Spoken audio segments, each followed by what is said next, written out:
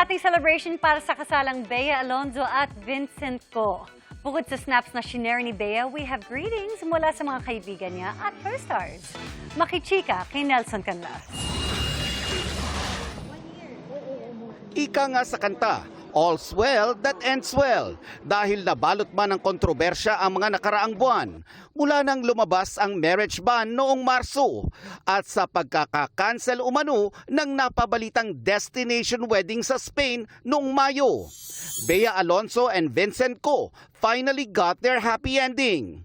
Ikinasal sila last July 13 sa isang private civil wedding ceremony sa Makati City. Kanina, ibinahagi ni Bea ang black and white photos ng kanilang special day. Simple man, bakas naman ang saya at pagiging in love ng newlyweds.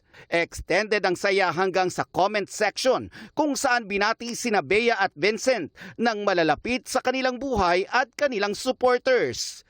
Nagpaabot din ng wedding wishes ang co-star ni Bea na si Maricar Reyes at direktor ng upcoming GMA series na Whispers from Heaven na si Joron Monroy. Tulad ng karamihan, ikinagulat din daw nila ang balita.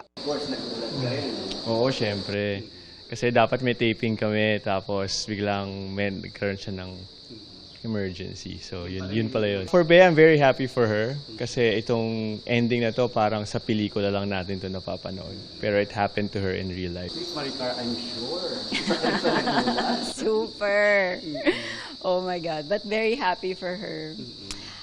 Bae, oh my God, ginulat mo kami. But congratulations. I wish you all the best on this new journey. Super excited for you. Nelson Canlas, updated sa Showbiz Happenings.